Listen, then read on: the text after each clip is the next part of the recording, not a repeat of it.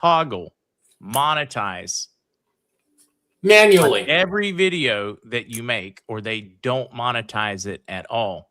Each time you upload, each time you start a video, you got to go in and toggle it. Rumble, nah. They just assume once you reach the level where you're allowed to be monetized, you want to be monetized. You don't want to work for free, right? Right. YouTube does it the other way around. I can't tell you how many times I have not done it. Not that it's big money, but it's just irritating that you have to go in and monetize each individual video when you do them, or they're not. They still run ads. The difference is they take 100% of the money instead of giving you a fraction of it. And what about super chats and stuff? Do they steal the super chats then too? 40%. They take 40% of everything. Yeah, but I mean, if you're not monetized, are they just going to keep all your super chat money? And I don't know. No, they won't let anyone super chat if you don't have it activated. But if you do have it activated, it's 40%. So if it's a $10 donation, they take $4 for that having occurred. And then Uncle Sam takes $2. Yeah, it's insanity how they operate on that one. But Rumble had some crazy news on that front. Rumble partnered with Tether. The stablecoin provider. Rumble Wallet just got launched today.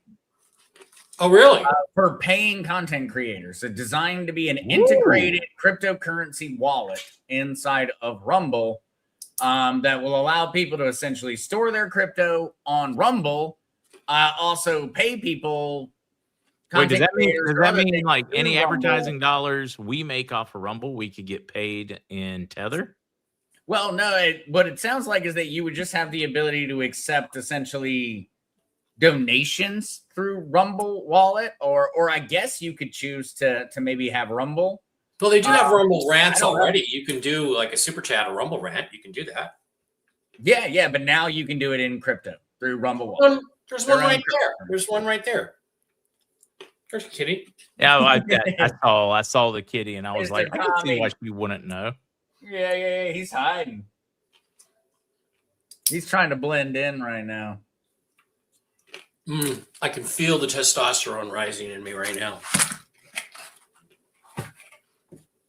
Between the ice pack and the pistachios, I'm on a roll. I want to fight somebody. Of course, that could be my steroids going too. I'm back on the roids. Wait, am I missing a troll? Did we get a troll and I haven't just missing it? Where's Kukla?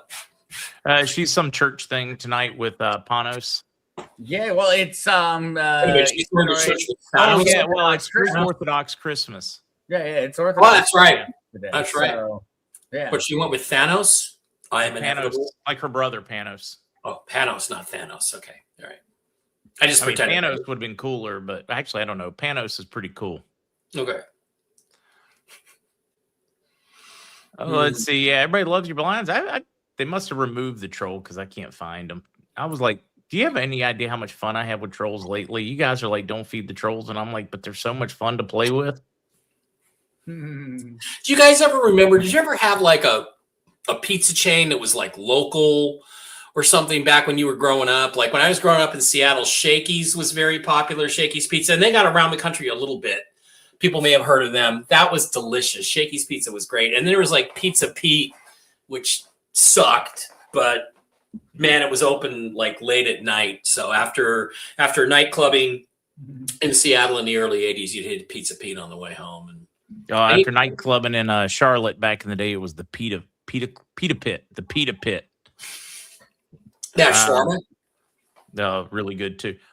Pizza, we had one growing up called George's Pizza. They had like 2 or 3 locations. And of course they were Greek, not Italian, but Greeks make better Italian food anyways. Not always. I'm just joking. I'm just trying to stoke the fire. Don't get upset. Don't get upset. Yeah, right. I'm just like, see, and then I just back off and watch the fight and eat the popcorn.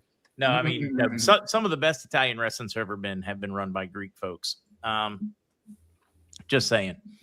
But I mean, he had the amazing cheesesteak subs, just world-class pizza. He had like probably the best cheesesteak sub I've ever had.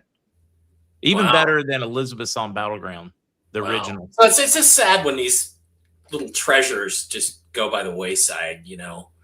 They start, they rise, and then they fall and disappear. And Shakey's was in the Midwest, yeah. But they were They were good. Shakey's pizza was really good. And then there was so much competition in the pizza business. Did you see Gary Seven's dad joke? No, I didn't see it. Where was it? It's way back up at like 5'11", but he said, Mike, my Polish girlfriend loves to perform for a ballet company. She's a pole dancer. But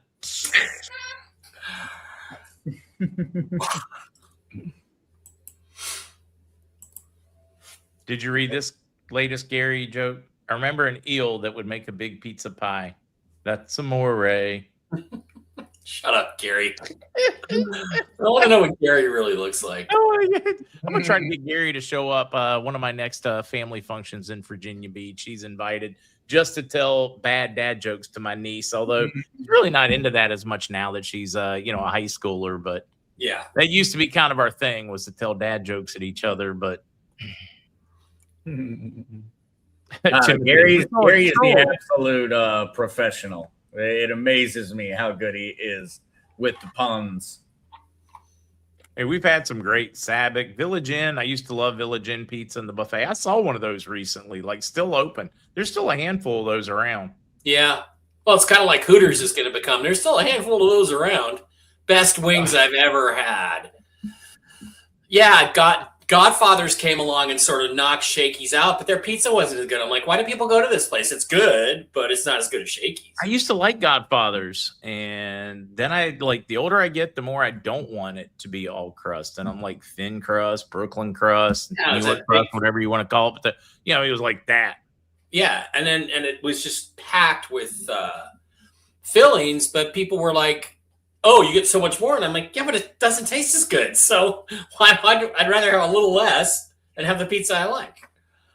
Yeah, David, CC's. That is too funny. My daughter recently, a few weeks ago, went to a CC's with friends. She was somewhere and there was a CC. What are you doing? Where are you at? She just she held the phone up to FaceTime and said, Dad, where am I at? I was like, you're to CC's.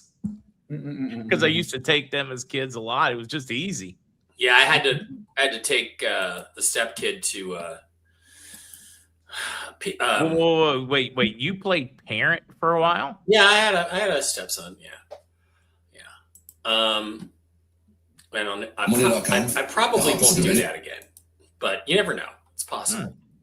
It would have to be a girl that I really felt super connected to. But it was Chuck E. Cheese. Which is just the most miserable pizza you could possibly imagine. Yeah, well, I mean, Chuck E. Cheese. Before it was Chuck E.'s. It was called Showtime. But I mean, think about the craziness of that entire concept. We're going to serve beer and wine. You can play video games, and it's all going to be by some creepy mafia-looking characters, or some folks that look like they just stepped off Epstein's Island. And these are the guys that are entertaining you and running around. Well, how about Chuck E. Cheese? We're going to come and invite you to eat pizza surrounded by a giant rodent that's going to try to get your cheese. Yeah, get your cheese. Yeah, just put disease all over it. It's just no, thank you. They absolutely destroyed it. Chuck E. Cheese has to be one of the most ridiculously brilliant businesses out there. Stupid, but hey, it worked. Yeah, I loved it. I spent a lot of money there. Well, the key thing is, get that thing started, get it rolling up, and then sell it at the peak. If you can. The hot buffet back in the day. What, the Pizza Hut? Oh, Twitch. Hey, Twitch. We still have that in Puerto Rico. Yeah, we do. And I've been. And it's just as bad now as it was then. And I loved it. So you guys live in a territory. How would you feel if they went into Greenland and paid everybody there $1 million to vote to become part of the U.S. and you guys don't get shiz? What do you think about that?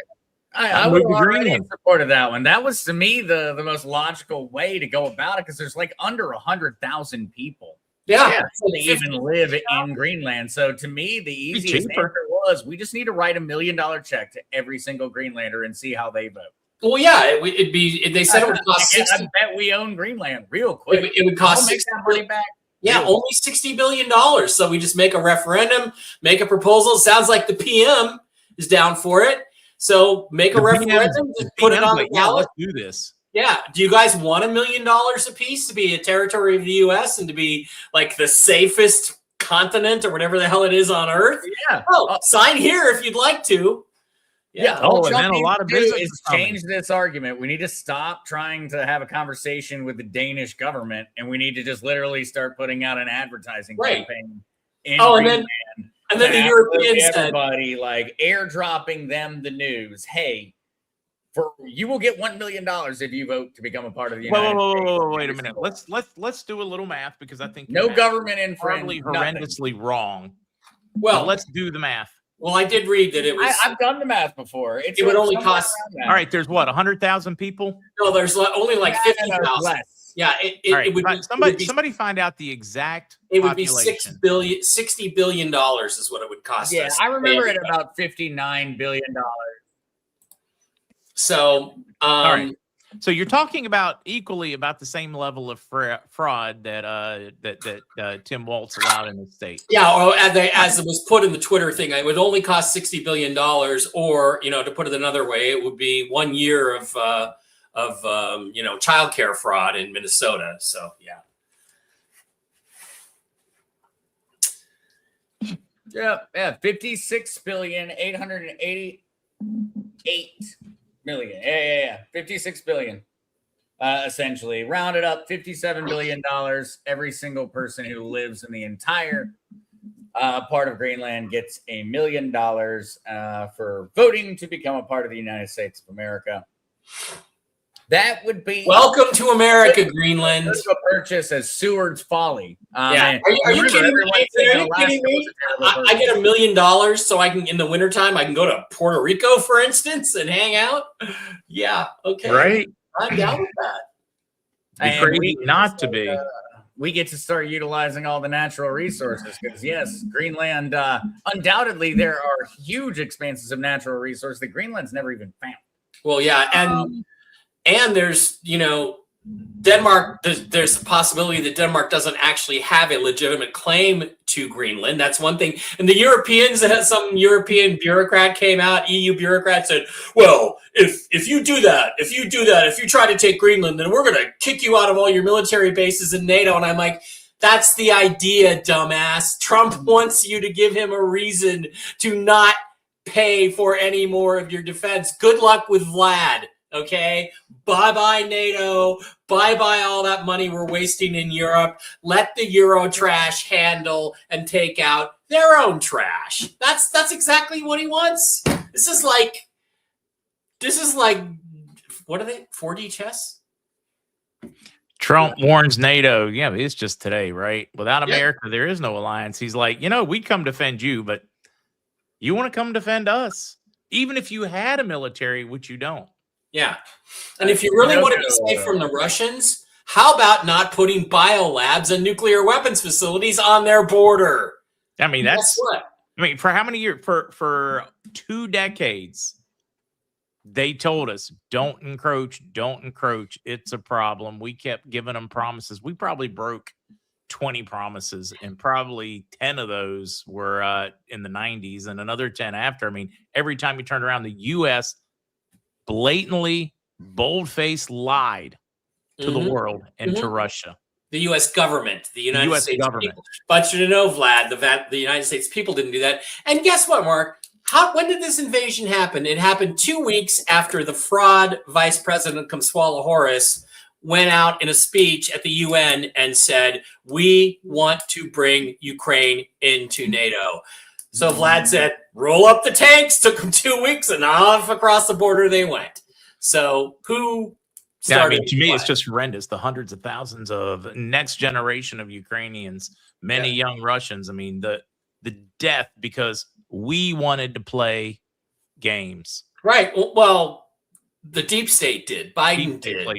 Victoria Nuland, who was a genocidal mass maniac, did. It still is.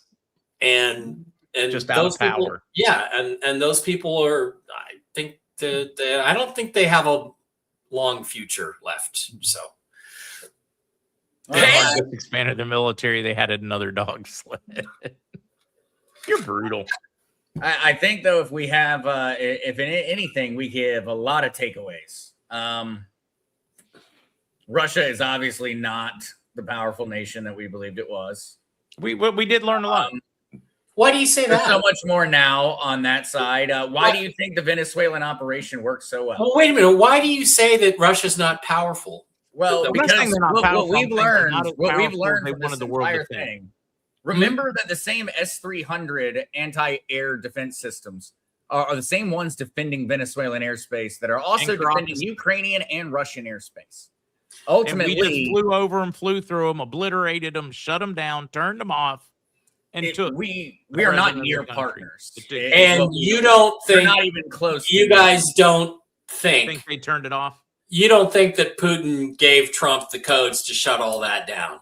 You don't think that, Zesser? No, not at all. Not. I 100% know. I don't know that he did, but I believe 100% that he did.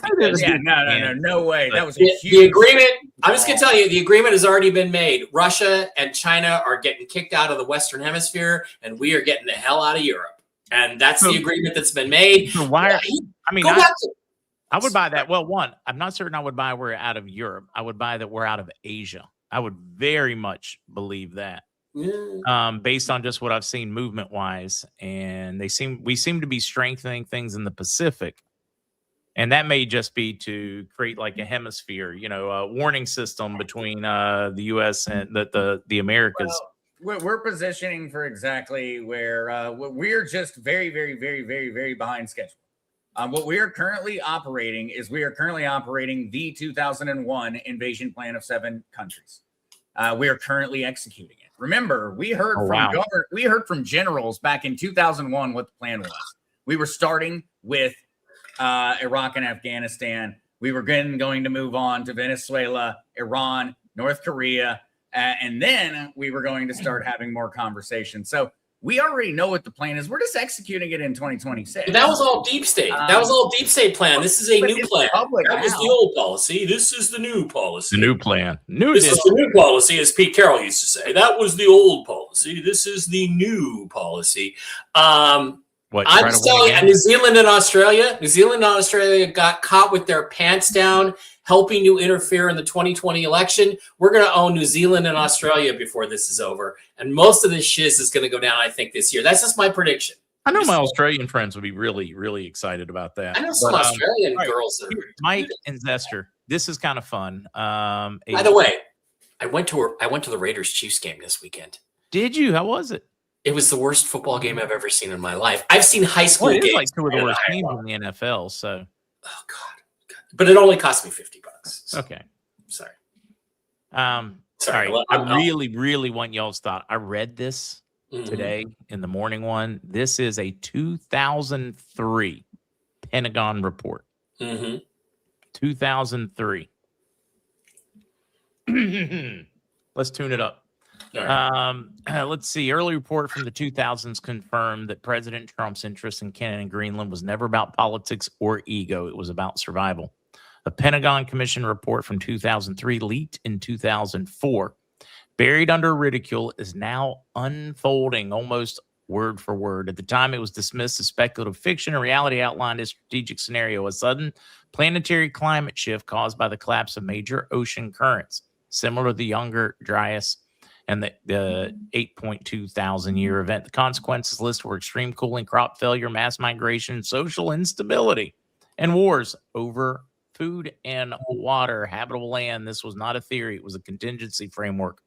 When President Trump said in 2020, it will get cooler, just watch. He was mocked, and yet by 2024, 2025, scientists openly warned the Atlantic meridional overturning circulation is weakening towards potential collapse. The exact mechanism the Pentagon flagged is now publicly acknowledged.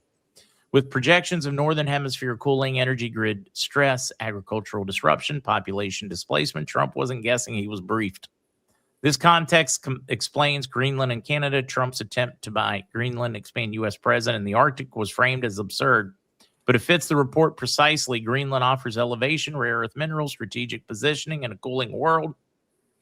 Canada provides freshwater resources, agricultural land, continental continuity, and a geophysical crisis. Control of the North becomes control of survival.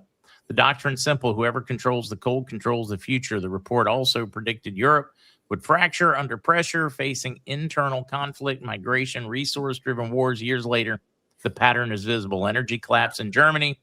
The Ukraine conflict framed as geopolitics, but driven by resource control, very much so. Rising authoritarian measures across the EU. The report outlined two paths. Russia absorbed into Europe or positioned as the enemy. Second path became reality. Another suppressed element involved geomagnetic instability. The report linked past extinction events to magnetic pole shifts. Today, Earth's magnetic field is weakening rapidly. The magnetic North Pole is racing towards Siberia, and satellite disruptions and climate volatility are increasing. These are classic indicators of magnetic excursion. Humanity is largely unprepared. Whistleblowers later echoed this framework, describing a sequences of crises used to condition populations ahead of a larger geophysical event, pandemics, lockdowns, resource wars. What once sounded implausible now looks disturbingly linear. According to this framework, what comes next is predictable. Ocean current disruption, temperature shifts, migration, emergency governance, border realignments, and new power blocks centered around habitable zones. Trump's strategy was never about dominance. It was about positioning America to survive while others collapse.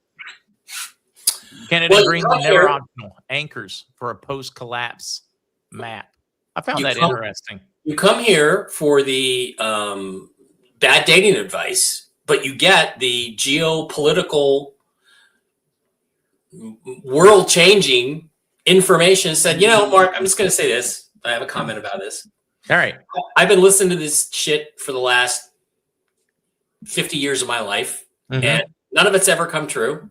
And the government issues report after report after report on these contingencies that never happen. And I did a lot of research on this for my book, The Choice. And the Younger Dryas event, which was more in Ancient Aliens and Secret Societies, available on Amazon.com. None of it's true.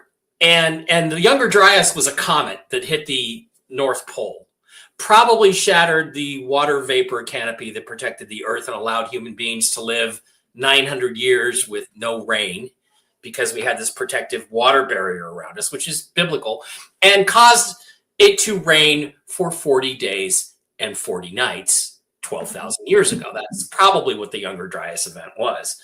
Having said all that, and more of you heard 40 days and 40 nights before, just so you know, and the magnetic pole shifts, there's no real proof that they've happened. For all we know, the magnetic pole is always shifting. It's probably always shifting. Well, you can look at the alignment of iron in the crust, and you can see where it shifted.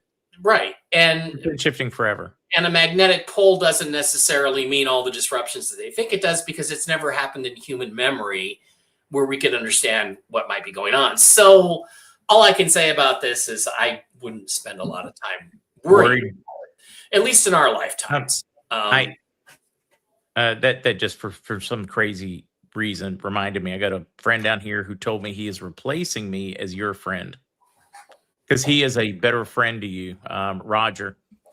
He's a big Mike Bara fan, and we were sitting talking, and I was like, and I mentioned, oh no, I got to get out of here. I got to do the a whiskey podcast.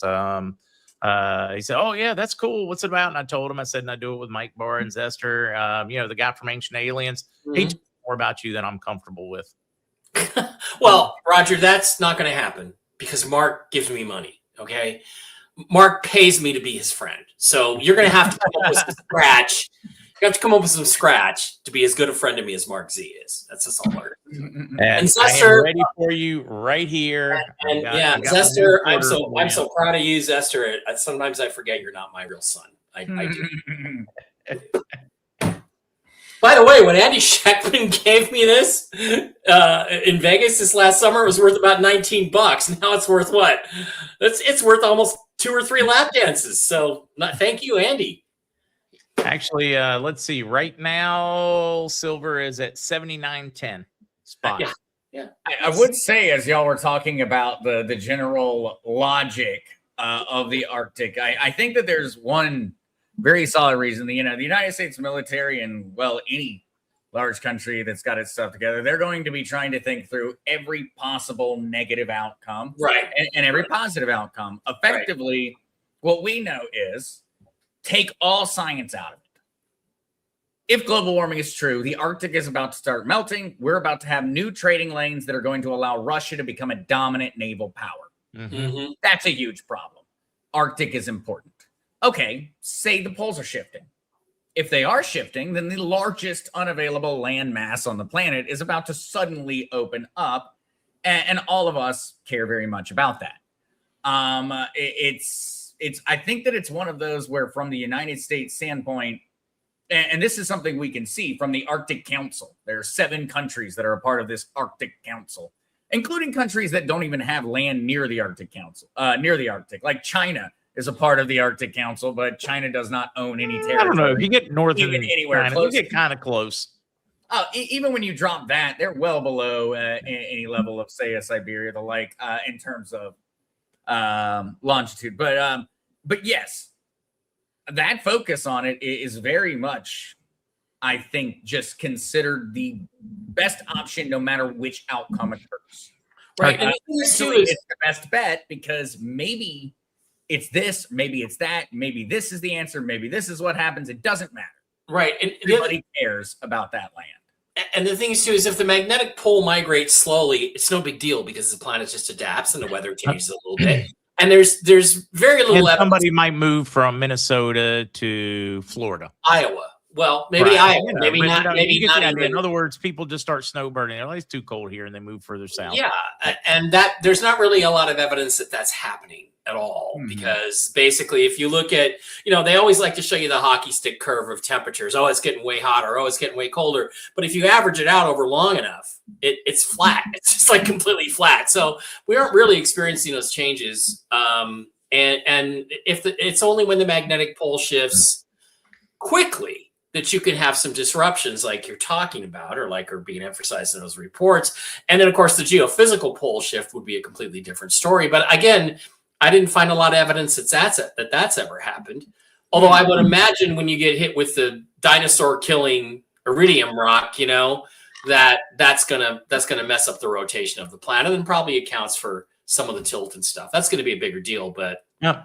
I think the more interesting part of it is what we can see in how countries are operating. We can know from the history of Russia that Russia has always had a problem with naval capacity. Russia is a land-based continental army all the way back to the Napoleonic era and far before that, and they've never broken out. Why have they never broken out? Warm water port. Their geographic location. They're screwed. And they've always been screwed, because while they may have the most technical coastline, they have essentially the least amount of warm water ports. It's the same reason that Iraq invaded Kuwait. This is a story that has been going on politically Crimea, hundreds of years. Crimea. And no one wants to talk about it. Everyone takes it and says, well, Russia invaded because there were Nazis there. I'm sorry. That doesn't make any sense. Russia invaded because there's a warm water port right there. Yeah. That may be true, and that may be real, and I absolutely believe it is real, but it's not the reason Russia invaded. No, you're right. For why they invaded. It is real, but honestly, they don't care. Not that much. What they care far more about is warm water ports. The other thing, too, is Greenland gives you a strategic platform from which you can build anti-missile defenses. So if China or Russia tries to shoot missiles, ICBMs at the U.S., Greenland is perfectly positioned to intercept them at their apogee, which, by the way, is when they are flying the slowest and are the easiest to target. And I believe that's why Trump wants Greenland so badly. Not the rare earths, not necessarily the environmental thing, which is, I'm not going to say it's impossible, but it seems unlikely to me. That's why he wants it, because it gives us a defense platform that basically will make the United States impervious to any kind of ballistic missile attack from anybody. Not that I think Russia's really our enemy anymore. I don't either. It's in D.C. It's not in Russia. And we should be working with Russia, people with whom we share basic Christian values. We should be working with them to bring peace to the world, not fighting them anymore. All right. Here's another question for you. If you look at any great expansion of civilization throughout human history, at least when I look back at it, almost every one of them is set during expansionism, like technological the great manufacturing industrial revolution here in the States. We were expanding west, building railroads, needing trains. Like almost every great leap in mankind has come when societies and civilizations grow. We're going to go take over Greenland. We're going to go take over this Louisiana Purchase. I mean, almost every one of them. Why do we need to keep apologizing for it? Yeah. Yeah. That's the way human civilization advances. It advances sometimes catastrophically and violently, but it does advance. And the human condition gets better.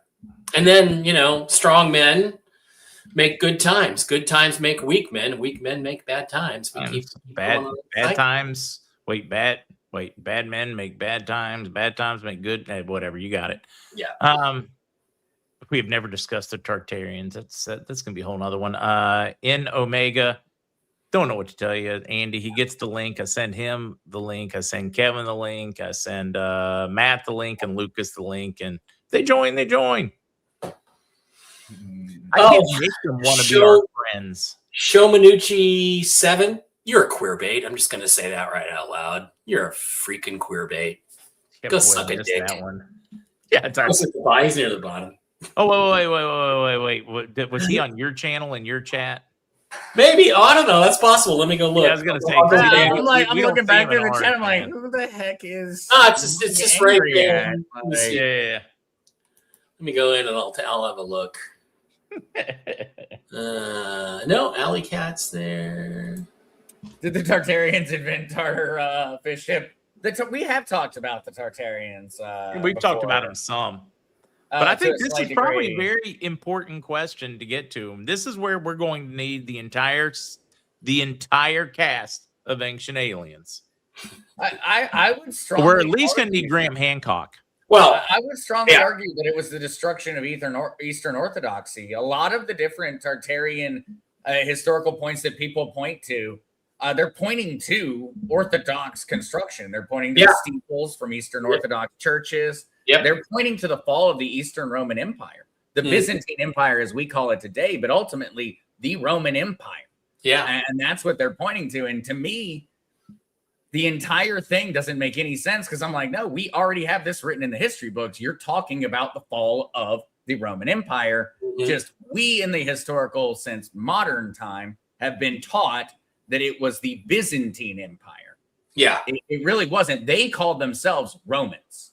They lived in Constantinople. They controlled what would be all of modern day Greece and all of the Anatolian Peninsula that would be modern day Turkey, including vast majorities of the rest of the Middle East throughout their time period as the Romans, is what they called themselves. I like this guy Bara showing his real self. When do I not show my real self? When do I ever not show my real? Like, what's different about tonight than any other night, you little queer bait? Pretty much always, Mike. I mean, it's like not. Does anybody not know where Mike Bara stands on anything? Jeez. I just can't believe you're still pushing the whole pre-engineered detonation of the buildings and stuff. Oh, shut up, Mark! Don't even get me started on building number 7. I'll lose it. I wonder one Titan. We have been lied to about our history to the point of ridiculousness. That's true. And, they keep doing it on purpose to cloud it so that we have no idea which way's up and which way's down. Is tartar sauce Tartarian? Is it? For one, it's nasty, so you guys figure that one out. Oh, a good tartar sauce. Skipper's tartar sauce. If you can get Skipper's tartar sauce, it's the best. I also think McDonald's is excellent. I got to say, McDonald's tartar sauce is so underrated. It's the most underrated tartar sauce out there. But Zester, you would know this. What is tartar sauce? I think tartar sauce is just mayonnaise with pickles. Am I wrong about that? It's basically mayonnaise with relish. Definitely mayonnaise. That part mayonnaise is with relish, certain. Pretty much. Mayonnaise with relish, maybe a little lemon thrown in there. Oh, jeez. I don't know. Have y'all seen how incredible the new AI has gotten with the new Chat GPT 5.2, where it started? Now at this point, it does critical thinking. Where it actually breaks down and decides whether you're wrong or not to an even more advanced degree and breaks it all down. I'm certain if I ask it, it will very quickly tell me what the general nature and origin of tartar sauce. All right. Tartar sauce is a creamy, tangy, cold condiment made from a mayonnaise base mixed with chopped pickles or relish, capers, onions or shallots, and fresh herbs like dill or parsley, often brightened with lemon juice, and is famously served with fried seafood, fish and chips, and crab cakes. Fried seafood, so bad for you. So delicious, though. Oh. Conch fritters with cocktail sauce. Have either one of you boys ever had Copper River salmon? Yes, and it is good. Oh my God, it's good. Especially prepared by a really talented chef. Oh my God. Folks, I'm just going to tell you, it doesn't taste like salmon. Don't say I don't like salmon. You will like this salmon. If you're ever at a restaurant, West Coast or wherever, and you see Copper River salmon in May or June, order it. Order that dish. You will not be sorry. Oh, here, yeah. So, history of tartar sauce. Tartar comes from 18th to 19th century France. Sauce originates from French cuisine. Cold emulsion related to mayonnaise. But the actual term comes from the Tartars, a broad term Europeans once used for Central Asian people, which also is the other one of the questions I have for the Tartarian. Well, isn't Central Asia basically Constantinople? That Turkey, it's basically that was, what do they call it? Like what? No, Asia Minor. The Romans called it Asia Minor, right? It was known as Asia Minor. That's actually what the Romans referred to it provincially. But it was known as the Anatolian Peninsula at that point, and the Turks were known as people that lived there as early back as essentially right around the same time that the Romans were having a whole conversation with the Jewish folk in Jerusalem. And so, is that what you call it? Conversation? I wouldn't say that it was a good conversation, but maybe it's a nicer way of having talk about how that one went down. But yeah, it would have been that old. And that's where I've always had questions about the overall one on the Tartarian Empire. That one can be explained through so many existing ones. But tartar sauce, I don't know where that comes from. Tartar. No, I do. Tartar sauce.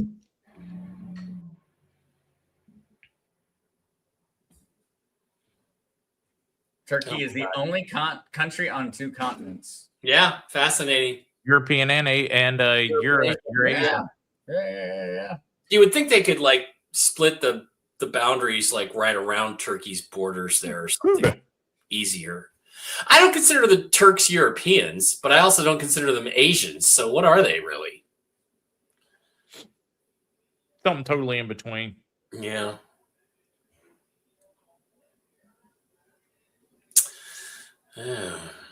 I've always thought that the better distinguishing factor was really a matter of like Bedouin versus Persian, because that's really where the original breakdown occurred between Arab and Persian.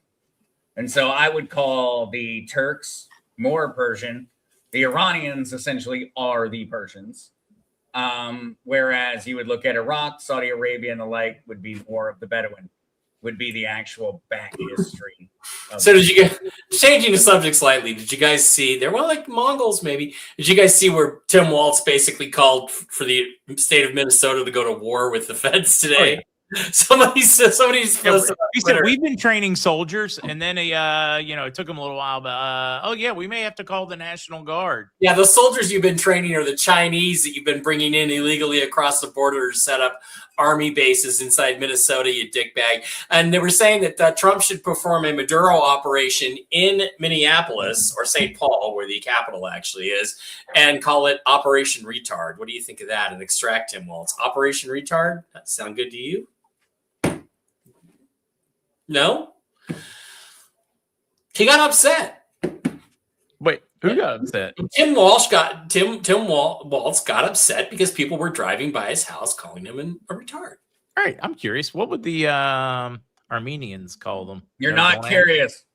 I'm not curious. Okay. The Armenian genocide was conducted by the Turkish people. Yeah. So you're not curious. No. There's a few million Armenians. A few million dead Armenians because of it. I remember that now. It took me a minute. I wasn't certain what they were referencing, but yeah. Yeah, it took me a second also. When I looked at it, I was like, oh, yeah, the Armenians don't like the Turks very much. They know, and they shun it. I like Mongolian barbecue. I tell you, Koreans do some good barbecue. Koreans can barbecue. Yeah, I haven't found a good one here where you just sit down and cook your own meat there. And the kimchi, though, just keep the kimchi, okay? I'm with you. I'm not a kimchi fan. That's, whatever. I understand a lot of people like it. It's not bad in the right place. You just have to mask it with other stuff because it's very pickled tasting.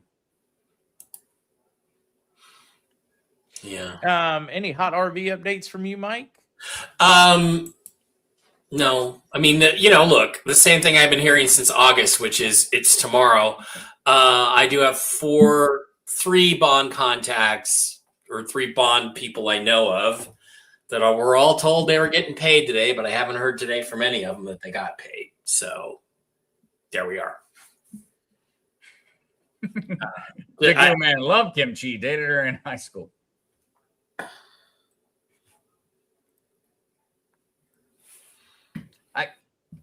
The same thing with kombucha. Kombucha? Yeah. Nasty. I know exactly how it's made. I've grown mushrooms. I understand everything about it, but as long as I don't think about any of that, I like kombucha. It's definitely one of those things that just requires ignorance is bliss. Yeah, when it comes to kombucha, in my opinion. I'm still feeling chilled, just so you guys know. I was asked about it. I got sufficiently cold. Let's put it that way. Yeah. We are close. We're very close. There we are. I was looking to see if there was any fun breaking stuff. Well, the woman in Minnesota, I think it was, just tried to the run one over an ICE agent. Yeah. Yeah, have you seen the video on that one? Yeah. I mean, she put herself in a bad place at a bad time and drove towards she tried to kill him. Yeah, she tried to kill him. And he defended himself. Yeah, I'm not certain she tried to kill him so much, but I can totally understand why he thought she was trying to kill him. I mean, she had one at her window that she seems to be like slapping at, so she may not have noticed and just tried to drive into the street. I'll buy that, but it doesn't change she tried to run over a cop. If she did it purposely or unpurposely, does it matter if you run over a pedestrian and kill them? That's still manslaughter. Yeah. May change your sentencing, but that's just if she hadn't been trying to interfere, she would be at home with her wife right now. What I'm still trying to figure out is why anyone's having a conversation about it. Yeah, I don't see the point. You drove into an active crime scene knowingly. That is willingly a criminal, which means anything they're doing, you are responsible for. That's how the law works. I'm with you. I don't know why anyone's having a conversation about it. She decided that her life was not all that important the second she decided. Yeah, exactly. And look, here's the bottom. If she wasn't stop zester, she would have killed an innocent person. That makes her not innocent. So, bye-bye. At that point, what does it matter? You've already, I essentially think that everyone's focusing on the video, and everyone should have been focused on why is the video being recorded right there. Oh, wow. Essentially, she already had been dealing with an extreme degree of patience. And an extreme degree of having endangered law enforcement while they were conducting an active apprehension. At that point, it's the same idea. If you were sitting there in the middle of combat and somebody rolls in to go pick up and put into their car the criminals that you're currently there to arrest, you're going to assume that they're a part of the criminal organization. To me, if she had parked the car, raised her hands, and stopped out of the video, that would have out of the vehicle. She could have argued she is hitting the police officer. Very, very active protest. Yeah, and it gets a little more interesting because there are reports dropping now from a number of people that were both part of the protest and part of the anti-protest, either way, protesters, both sides of it, saying that she was the leader of the protest. One of the top organizers, the leader of the protest. Yeah, look, whether or not that's true, guys, there's a lot to still find out. But to me, near death, you're at a very tense time. People are screaming at you, throwing things at you, threatening your life, and they come running at you while another officer is already in your window trying to talk to you. I mean, and the video before, the officer tried for minutes to talk rationally to her, and she wasn't having it. Well, look, this is an escalation because Tim Walz got caught in the fraud. Why did Consuela Harris pick that lighten the loafers boy anyway? Because he had access to all this money. She went from being broke to being flush with billions within a week of putting Tim Walz on the ticket. Where do you think all that money came from? It's all your money. It's all tax money that they stole through their Somalia daycare fraud. That's all exposed. He drops out of the race. He's probably going to be arrested for his part in the fraud. So now he's trying to escalate to a war in the hopes that they can create this all over the country. And I'm just going to tell you, we're ready for it. We're planning on it. We're expecting it. And it is not going to end well for the left. And if I don't even know if Democrats, the party will actually exist by the end of the year if they keep this. They're doing their best to kill themselves. Another one, though, to mess with the folks that are talking about the video in particular. The video, every single time that I have seen it, they have had the music or the sound muted. Yeah. Which you can see in the video, her wheels spinning. Oh, yeah. Literally spinning. She was squealing out going after the cop. And so while you don't hear that because they chose not to include that audio, the police officer sitting in front of that car heard an engine revving and had one of the heaviest SUVs built. Hey, what is it, like 5,200-pound Honda Pilot, which is a surprisingly heavy vehicle being gunned at him by an irate person that is making, this is, I get it. And what did Trump say on Air? What did Trump say on Air Force One just yesterday or the day before? What words did he use? He used the words Insurrection Act. The Supreme Court ruled 2 weeks ago, you can't send the National Guard in because of posse comitatus unless you invoke the Insurrection Act, is what they said. If you do that, you can send the full regular military in. So he said on the plane, if the crime gets out of control in the cities where we have the National Guard, I'm going to invoke the Insurrection Act. He came flat out and said it. That's what the plan is. Now, is this all staged? Is this a movie? I don't know, but I'm telling you, they're playing right into his hands, and there is a plan to handle all this. Yeah, the bad thing is you've got so many Hakeem Jeffries and Chuck Schumer. You got them all out there whipping them up, telling them defy, get in their face. I mean, that would be like Trump. Instead of saying go peacefully, right? He would have gotten on the stand and said, "I need you to pick up your torches and your pitchforks and go kick somebody's ass in the Capitol." Everything they tried to say, he said that he didn't say. I mean, they're, as far as I'm concerned, they're responsible for that lady's death. Well, they are, and the scars. That officer. Can you think of what that officer's life's going to be like now? Both the thought of what happened, that he shot somebody, killed somebody. That's never easy for anybody with any kind of moral compass to deal with. That's 20 years from now, still going to be, his family's going to know. He's probably going to be ostracized, or she. It looks like a guy. Yeah. I mean, I can see where this is headed, and trust me, it's going to be a very short civil war, folks. There may be a little bit of a civil war. I think it's ending quickly. I think that there may be something going on right now that's going to tap into a more base primalistic instinct. I think that Trump needs to capitalize on what just happened in Venezuela. Effectively, I think that Trump can win the midterm. I think he can own it. And will give it to him going around and I'm going to earn I'm going to absolutely earn the curse jar, but by effing things up, straight up showing up in any country that is not is not doing what is needed. Because there is something that is universal for Americans, something that is somewhat ingrained. The idea of getting tired of winning. Americans view the thing of Maduro, at least all of the legitimate ones, view it as a win. Even Democrats, yes, you've got your crazy people with blue hair and pink things going on that, yes, they're out there complaining about how we have captured Maduro. But overall, it's pretty much universal in the support. You see massive amounts of Democrats come out and support, maybe with more questions than the Republicans, but that's not a bad thing. They're still supporting it.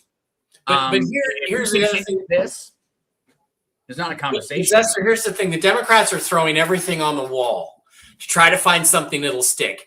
Nothing is sticking. Nothing is going to stick.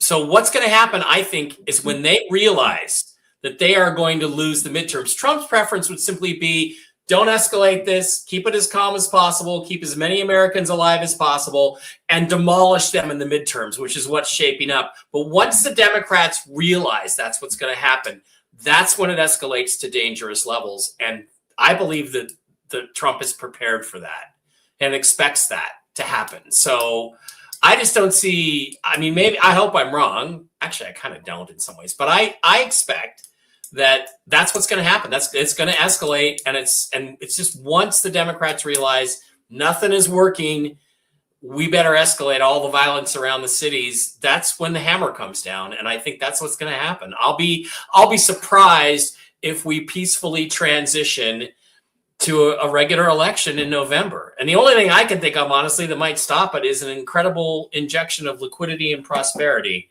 And I don't really know how we're going to do that, Mark. Do you have any ideas on how we might do that? I got an idea how we could do that. We could revalue gold and change our currency.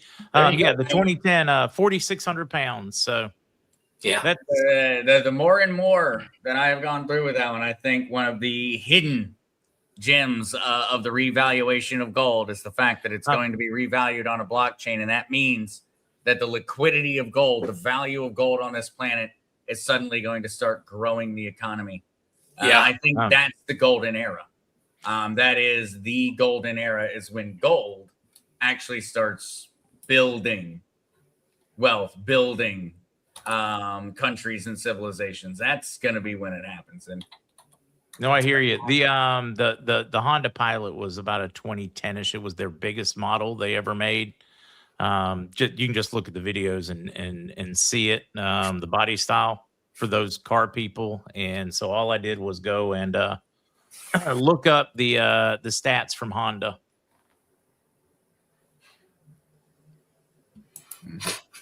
Not that really matters.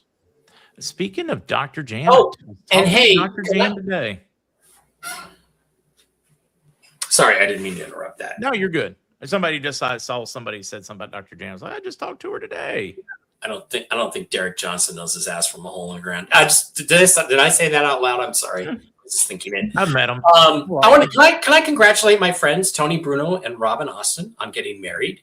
Tony Bruno was a very famous, very successful sports radio talk show host in the 1990s. He basically brought sports talk radio to Fox Sports, and an amazing guy. Had me down at the Super Bowl a couple years ago to be on his show, talk some football and some conspiracy stuff. Wonderful guy, wonderful woman, and congratulations. They're both in their 70s and they just got married. So congratulations.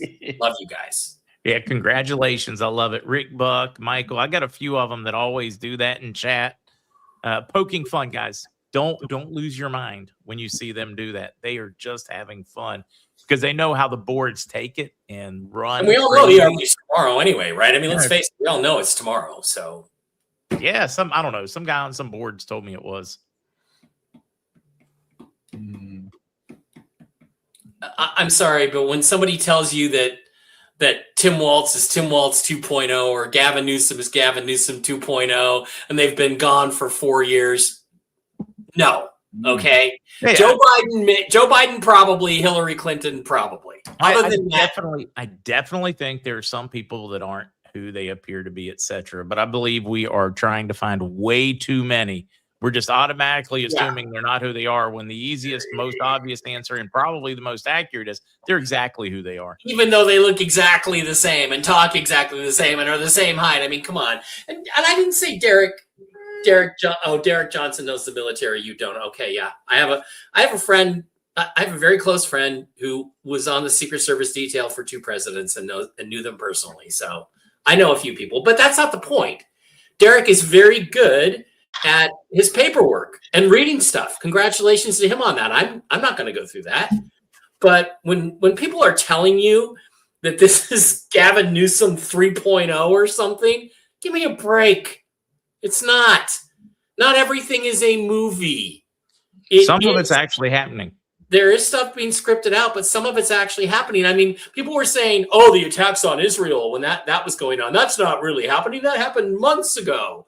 And I'm on the phone to a friend in Israel, and they're being bombed as I'm talking to them. Give me a break. I get a lot of those where they're telling me that's not happening. I'm like, but I was just on the phone with somebody while they were there watching it happen. Yeah. No, I get a lot of that. And folks, remember, don't be absolutely confident in everything on this one, because there's a lot we think we know that we just don't know, and we're going to get a lot of curves. So keep an open mind.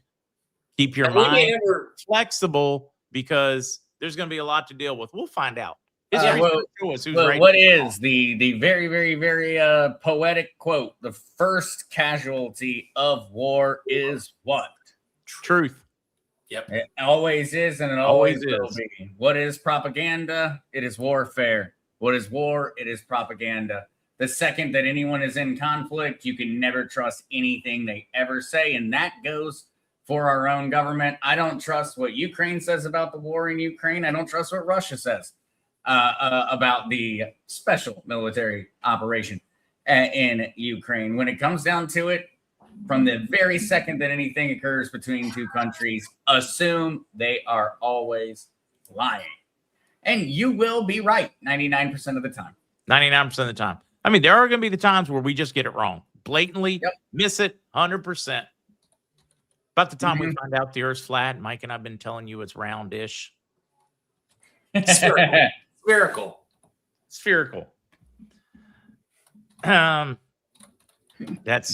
It's gonna make for interesting when we find out what's real, what's not. Now, there are some where I absolutely believe they have switched who's playing it, where, there's 6 inches height difference. Some of these folks going, it's not the same person. Look at the picture. They put up a picture from 2000 and a picture from 2025. Yeah. Look, it's not the same person. Look, they got more wrinkles. Look, their nose is bigger. I'm like, and a lot of these guys, they also have body doubles, which you don't realize they use body doubles. So it's like, it's not the one guy's replaced the other. It's just that sometimes you get the body double Justin Trudeau, and sometimes you get the real Justin Trudeau. Oh, I just noticed the time, guys. I can't believe it went that long. Yeah, we've been running long this evening. Me especially after that ice pack. You just sent me. Which I hadn't said that. Hanging curveball, Sester. It's a hanging curveball.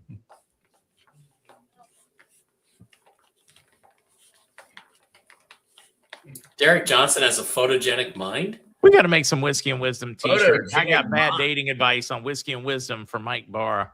Well, people got to ask me questions. I'll be happy to give you some bad dating advice, but nobody asked me. We got to return to some bad dating advice from. Well, you just got to give me a scenario, and I'll tell you how to handle that scenario. That's all. All right. Any of you guys want to mention anything in closing? No, except. Well, I'm doing something really cool on Monday that I can't talk about yet until they come out, but we should be able to talk about it by next Wednesday, and it should be posted sometime after that, relatively soon. But I'll tell you what it is off the air, but it's going to be someone talking into another network marketing thing? No. Okay. Shut up. Yeah. Right. No, of course they haven't actually done that. But don't forget to pick up your LifeWave patches at lifewave.com/Mike Bara. Plug. I'm for those.